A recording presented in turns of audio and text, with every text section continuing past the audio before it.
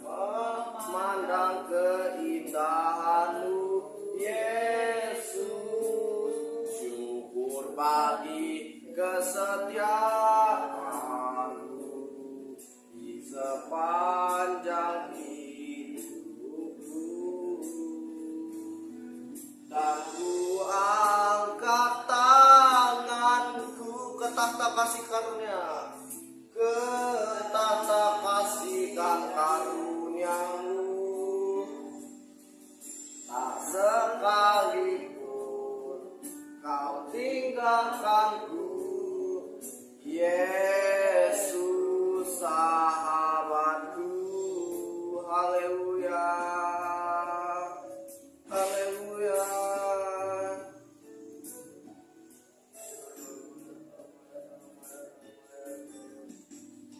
Betapa ajaib dan dahsyatnya Tuhan kejadianku.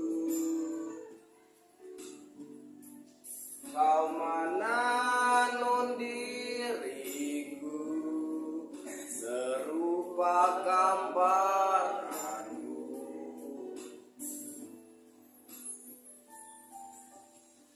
Sungguh berharga di mata-Mu Tuhan kehidupanku.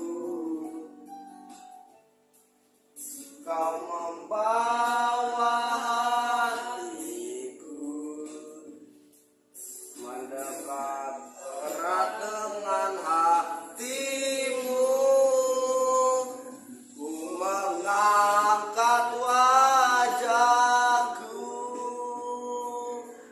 memandang keindahan-Mu Yesus. Syukur bagi kesetiaan-Mu di sepanjang hidupku. Dan ku angkat tanganku ke tahta kasih dan karunia-Mu. Tak sekalipun Kau tinggalkanku, Yesus sahabatku. Dia tidak sekalipun meninggalkan engkau. Ibrani pasal 13, aku sekali-kali tidak akan meninggalkan engkau, dan aku sekali-kali tidak akan membiarkan engkau. Karena itu dengan yakin kita dapat berkata, Tuhan adalah penolongku, aku tidak akan takut. Apakah yang dapat dilakukan manusia kepadaku? Haleluya.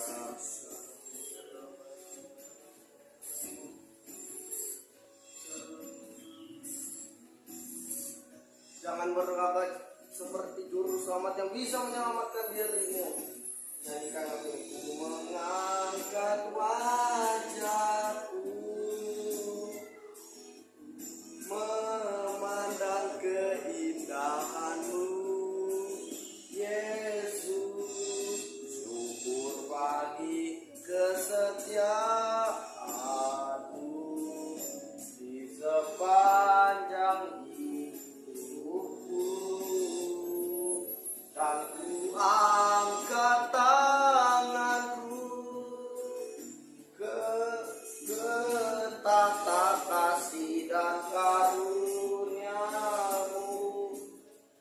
Tak sekalipun Kau tinggalkanku, Yesus sahabatku.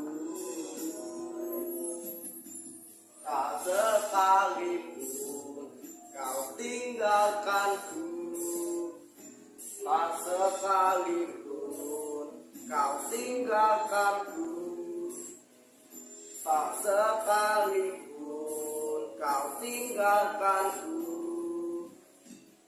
Yesus sahabatku. Menyadari bahwa kami bukan apa-apa, bukan siapa-siapa jika tanpa kami menyadari sesungguhnya kami adalah makhluk yang membutuhkan kasih karunia Tuhan, yang membutuhkan anugerah Tuhan supaya kami dapat hidup dan melangkah dalam kehidupan kami. Ampuni kami jika kami merasa tidak membutuhkan Tuhan. Ampuni kami jika di dalam kehidupan kami sering melupakan Tuhan, kami sering melupakan kebaikan Tuhan. Dan pada saat ini ya Tuhan, sampaikan firman-Mu. Firman-Mu adalah kebenaran, dan kebenaran yang memerdekakan hidup kami.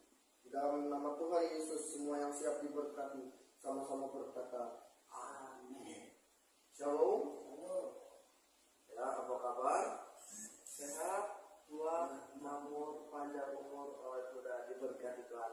Itu yang terjadi dalam kehidupan kita. Amin. Yohanes pasal 6 ayat yang ke-9 sampai ayat yang ke-15.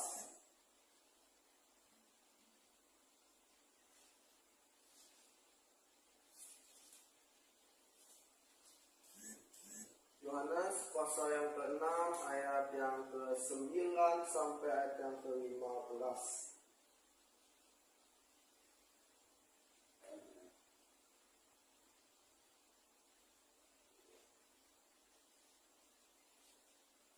Jika sudah menemukan, kita akan membacakan secara bergantian.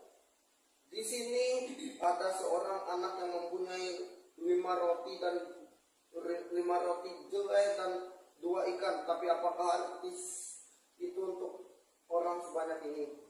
Kata Yesus, suruhlah orang-orang itu duduk, adapun di tempat itu banyak rumput. Maka duduklah orang-orang itu, kira-kira 5.000 laki-laki banyak. Dan setelah lalu Yesus mengambil roti itu, mengucap syukur dan membagikannya kepada mereka yang duduk di situ. Demikian juga dibuatnya dengan ikan-ikan itu sebanyak yang mereka kehendaki.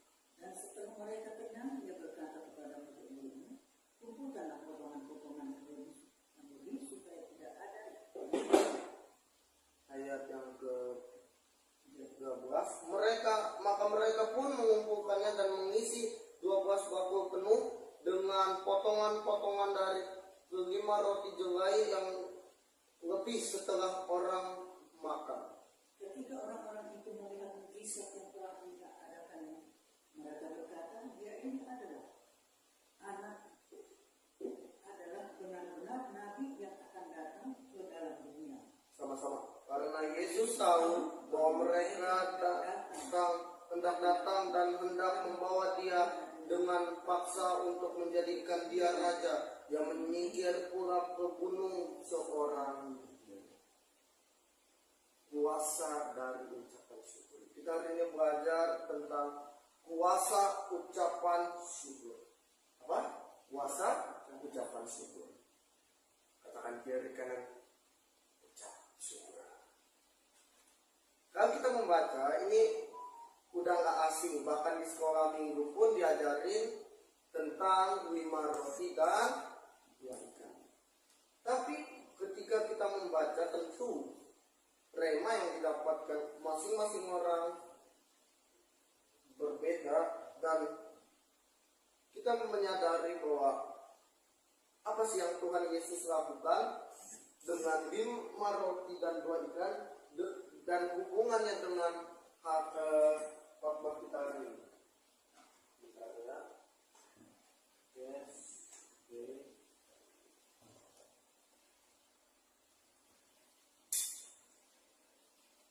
Yang ucapan syukur dapat membangkitkan apa yang mati dalam hidup. Katakan, ucapan syukur dapat membangkitkan apa yang mati di dalam hidup saya. Kita buka dalam Yohanes pasal yang ke-11.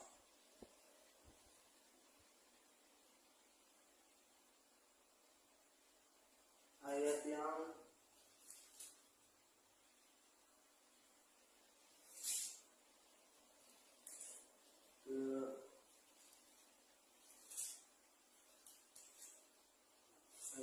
ke-34 sampai ayat yang ke-44.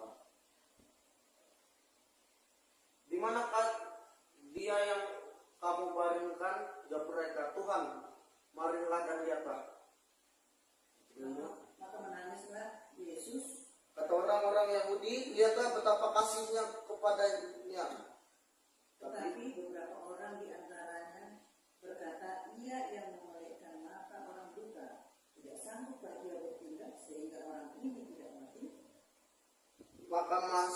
buka hati Yesus. Lalu ia pergi ke kubur itu. Kubur itu adalah sebuah goa yang ditutupi dengan batu. Kata Yesus, angkat batu itu. Maka saudara orang yang meninggal itu berkata kepadanya, Tuhan, ia sudah berbalik, sebab sudah 4 hari lama ia mati. Maka mereka mengangkat batu itu, lalu Yesus menghadap ke atas dan berkata, Bapa, aku mengucap syukur kepadamu karena Engkau telah mendengarkan aku. Kau tahu? Batu aku. Aku tahu bahwa engkau selalu mendengarkan aku, tetapi oleh karena orang banyak yang berdiri di sini mengelilingi aku mengatakannya supaya mereka percaya bahwa engkau yang telah mengutus aku. Dan sesudah berkata demikian, berseru ia dengan suara keras, Lazarus, marilah keluar. Sama-sama. Orang yang telah mati itu datang keluar dan tangannya masih terikat dengan kain kapan dan mukanya tertutup dengan kain puluh. Kata Yesus kepada mereka, bukalah kain-kain itu dan biarkan dia pergi. Kita melihat bahwa Yesus ketika dia mengucap syukur, apa yang mustahil, dia bisa melakukan sesuatu yang mustahil, sesuatu yang supranatural. Kenapa? Dengan kuasa ucapan syukur, apapun bisa terjadi. Apa yang mati hari ini dalam hidupmu? Kesehatanmu. Mungkin juga hari ini, mungkin keuangan mati, kesehatan, apapun yang mati. Ketika kita mengucap syukur, yang mati akan menjadi bangkit. Yesus pada saat Lazarus mati nggak bilang dulu, ya udahlah biarin aja udah mati. Dia tuh yang dia lakuin apa? Aku mengucap syukur. I give thanks. Katakan aku mengucap syukur. Mengucap syukur apa bukan? Bapak, aku mengucap syukur Lazarus mati. Enggak. Dia mengucap syukur apa? Karena engkau telah mendengarkan. Ada beberapa poin di sini.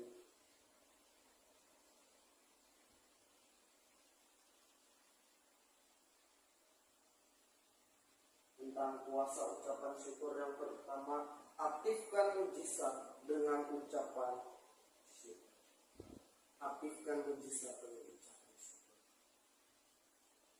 Yesus pada saat dia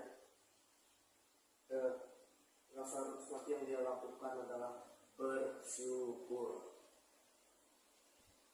Dia nggak ngeluh tuh. Dia nggak melihat apa yang mati. Dia nggak melihat apa yang sudah dead di dalam hidup. Dia nggak melihat kepada kematian. Dia melihat kepada apa yang akan terjadi. Dia melihat kepada kebangkitan. Petrus ketika Yesus berkata, sesungguhnya anak manusia akan disalibkan, disiksa dan bangkit pada hari ketiga. Yang Petrus lihat Petrus bilang apa? Tuhan, kiranya Tuhan Allah menjauhkan itu. Kenapa? Yang dia lihat adalah kematian. Petrus nggak lihat bahwa Yesus akan bangkit. Yang dia lihat apa? Kematian. Kalau yang kita lihat adalah kematian, maka sorry, yang mati akan tetap menjadi mati. Yang mati nggak bisa hidup. Keuangan yang mati kalau kita melihat, aduh, gaji 10.000 nggak bisa. 5 roti 2 ikan, hanya 5 roti 2 ikan. Logika, apakah bisa 5 roti 2 ikan ngasih makan 5.000 orang? Tidak tuh.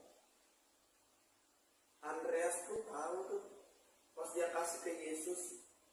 Andreas di sini bukan orang bodoh, bukan orang konyol. Dia kira 5.000 bisa dikasih makan 5 roti 2 ikan. Enggak. Matematikanya pinter. walaupun nggak pintar amat, tapi dia tahu yang minta itu siapa? Yesus. Kalau Yesus minta berarti akan terjadi sesuatu. Lazarus bangkitlah. Katakan kepada keuangan yang mati, katakan kepada bisnis yang mati, kesehatan yang mati, bangkitlah.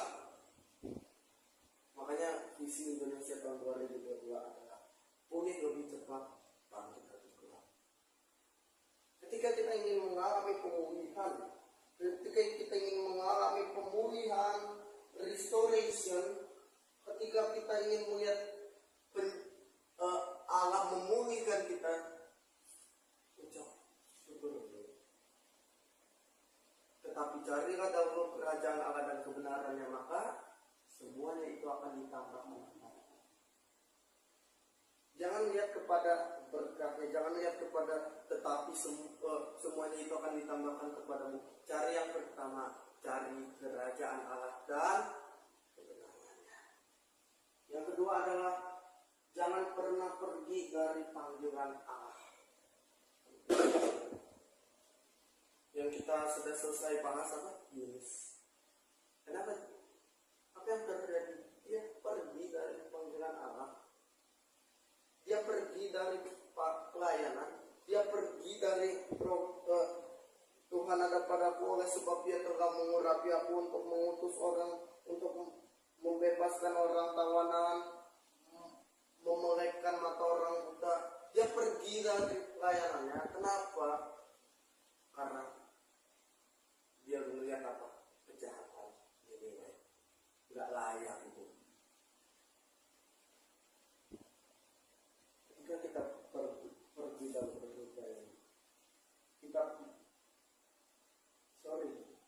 kita membunuh seseorang. Ketika kita tahu orang hendak jatuh ke jurang, orang buta.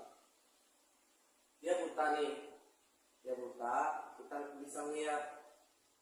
Kalau kita diam, oke, yang dia lakukan apa? Dia buta, nggak bisa lihat. Dia jangan jublah jatuh, bawa kepala 12, betul? Ketika kita lihat ada minuman, tapi di situ dia ngambil racun, dia buta. Ketika kita tahu itu racun, obat nyamuk, dia mau minum, dia meninggal. Hello, yang salah siapa? Kita. Orang yang saya. Kenapa? Dia buta. Yang salah siapa? Yunus. Kenapa? Pergi dari panggilan. Dia tahu mereka yang di situ buta secara rohani. Ketika kita pergi dari panggilan, kita membunuh rohani. Yang selanjutnya adalah jangan hanya datang kepada Allah hanya ketika ada masalah. Kalau ketika ada masalah, ya orang tuh semangat yang minta ampun. Ketika ada masalah, Tuhan berkati saya, Tuhan selesaikan masalah saya, Tuhan. Dia rajin ibadah, dia rajin berdoa, sembahyang, ibadah di gerejanya sudah 3 kali dia bisa ikuti. Tapi ketika masalahnya kelar, dia seperti pasangan yang pergi tanpa sebab. Dia pergi, tapi ketika ada masalah, dia datang kepada Tuhan. Mungkin ketika ada masalah kita berkata, kita mudah berkata Tuhan itu baik. Ketika keadaan lagi baik, ketika ada masalah, kita mudah untuk berdoa. Tapi gimana ketika kita tidak ada masalah? Yang keempat adalah hidup harus diisi dengan firman. Seorang ketika mau masuk ruang operasi pasti atau divonis dokter, yang dia pikirin apa? Vonis dokter. Betul nggak? Orang nggak mungkin ketika ada vonis dokter senang, ya. Mungkin orang konyol aja gitu. Ketika ada vonis dokter, kamu divonis kanker, kamu divonis ini, sorry, iblis bisa pakai vonis itu untuk menyerangmu. Sorry, iblis bisa pakai omongan tetangga, bisa pakai vonis, bisa pakai apapun. Untuk apa? Menjauhkan kita dari kasih Allah. Untuk apa? Menggagalkan kita untuk datang lebih lagi kepada Allah. Untuk apa? Untuk menjauhkan kita dari pertemuan ibadah. Ibrani 10:25, janganlah kamu pergi dari pertemuan ibadahmu.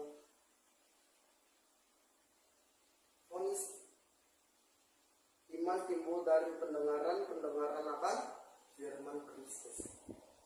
Bukan vonis dokter, bukan omongan tetangga, bukan omongan siapa-siapa, firman Kristus. Lawanmu adalah si iblis yang mengaum-ngaum mencari mangsa untuk berperang. Hari ini iblis setan gagal di dalam berupa pocong atau kuntilanak ya. Banyak manusia kadang lebih setan daripada setan itu sendiri. Banyak manusia lebih kejam daripada setan. Kalau kadang ada masalah yang disalahin setan, padahal karena kecerobohannya sendiri. Kalau iman timbul dari pendengaran akan firman Kristus, bukan akan kami menyadari ketika kami di dalam masalah, mudah untuk kami berdoa, mudah untuk kami meminta kepada Allah, mudah kami untuk datang kepada Allah. Tapi ketika masalah kami selesai, ketika masalah kami hilang sirna, kami pergi tanpa sebab. Kami pergi meninggalkan Allah, kami pergi meninggalkan ibadah kami pergi.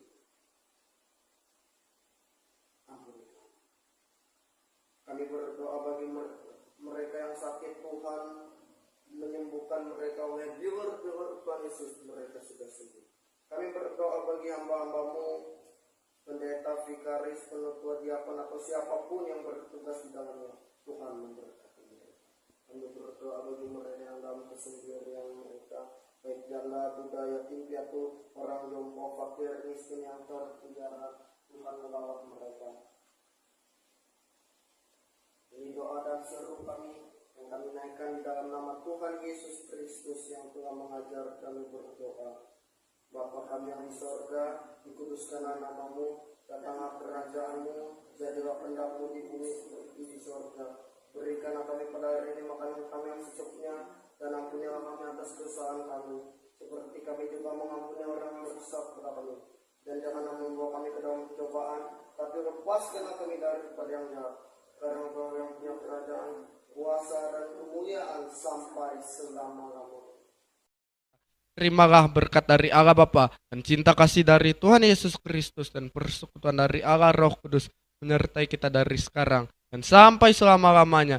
Yang percaya diberkati Tuhan, sama-sama kita katakan amin.